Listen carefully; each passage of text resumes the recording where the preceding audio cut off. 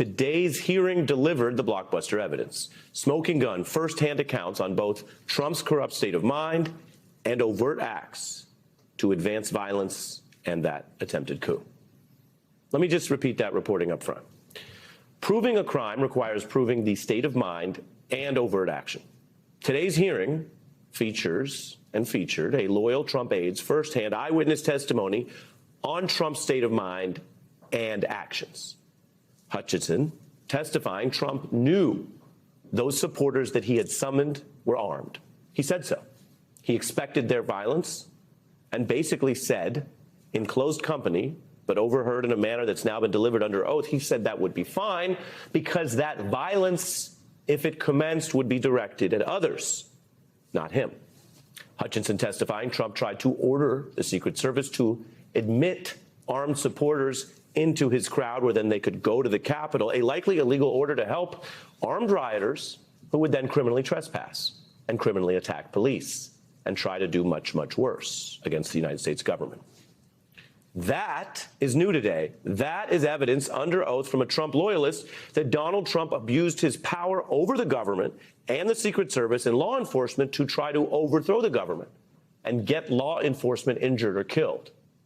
Among other things, just imagine being in the Secret Service or law enforcement and hearing your commander-in-chief order the illegal admittance of armed people, including reports of AR-15s in the crowd, and we know what those can do, while you risk your life and limb to protect that commander-in-chief. The testimony and now revealed White House documents show Trump intended to join them at the Capitol. He ordered the agents to take him to the Capitol. And before we turn to this excerpt that we are going to play for you, remember, these hearings, this possibly most consequential hearing today, these are not about what anyone thinks of Donald Trump. And they're not about what you guesstimate seems obvious about all of this and how it went down, even if we all pay attention and have our own ideas. This is a congressional investigative subpoena-backed process. It's already led to some indictments. This is the real thing. And so today, this hearing is about the actual evidence and record, which is new and damning, specifically regarding the former president. I remember looking at him saying, Rudy, could you explain what's happening on the 6th? We're going to the Capitol. It's going to be great. The president's going to be there. Mark said something to the effect of, there's a lot going on, Cass, but I don't know. Things might get real, real bad. I recall Tony and I having a conversation with Mark, mentioning knives, guns in the form of pistols and rifles. There's an individual in a tree. He's got blue jeans and a blue jean jacket, and underneath the blue jean jacket, the complainant saw stocked with AR-15. Bear spray, body armor, spears, and flagpoles. Two of the individuals in that group at the base of the tree, near the porta potties, they had Glock-style pistols in their waistband. We got 3 men walking down the street in fatigue while carrying AR-15, copy at 14th and Independence. Have you talked to the president? And Tony said, yes, sir, he's aware too. Was he told again in that conversation that people couldn't come through the mags because they had weapons? Correct. He was effing furious. You know, I don't effing care that they have weapons. They're not here to hurt me. Take the effing mags away. Let my people in. They can march to the Capitol from here. Let the people in. Take the effing mags away. He felt the mags were at fault for not letting everybody in. He wanted it full, and he was angry that we weren't letting people through the mags with weapons. Just to be clear, Ms. Hutchinson, is it your understanding that the president wanted to take the mags away and said that the armed individuals were not there to hurt him? That's a fair assessment. There were many discussions the morning of the 6th about the rhetoric of the speech that day. Fight for Trump. We're going to march to the Capitol. I'll be there with you. Fight for me. Fight for what we're doing. Fight for the movement. We're going to walk down, and I'll be there with you. We're going to walk down to the Capitol.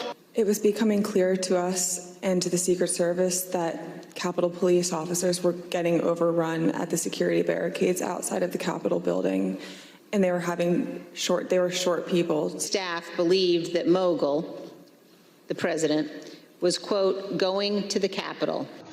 We have a breach of the Capitol! Breach of the Capitol! We lost the line! We lost the line! When President Trump left the ellipse stage at 1:10, The staff knew that rioters had invaded the inaugural stage.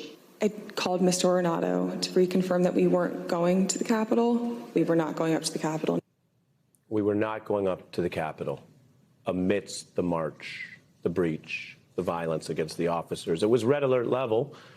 And then the other part that is most significant today and most legally damning for Donald Trump, accused of crimes in office, is that when the agents refused his insistent, repeated request that he go join the armed protesters, who some of these agents had heard him say he wanted to be admitted armed so they could go do whatever it was they'd all planned to do together. But the agents refused for Donald Trump, then President Trump's safety. We learned today the extent, absolutely extreme extent that Trump acted. And keep in mind, if a different person inside the government did this, had physical contact, initiated a physical clash with an agent, they would not only be out of a job, they would be detained on the spot. Here's more of what we learned in the bombshell evidence against Donald Trump today. Bobby had relayed to him, we don't have the assets to do it. It's not secure. We're going back to the West Wing. The president had very strong, a very angry response to that. Tony described him as being irate.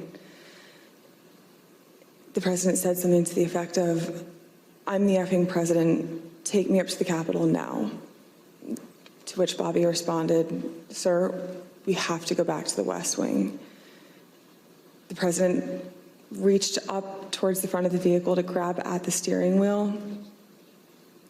Mr. Engel grabbed his arm, said, sir, you need to take your hand off the steering wheel. We're going back to the West Wing. We're not going to the Capitol. Mr. Trump then used his free hand to lunge towards Bobby Engel. And when Mr. Ornato had recounted this story to me, he had motioned towards his clavicles.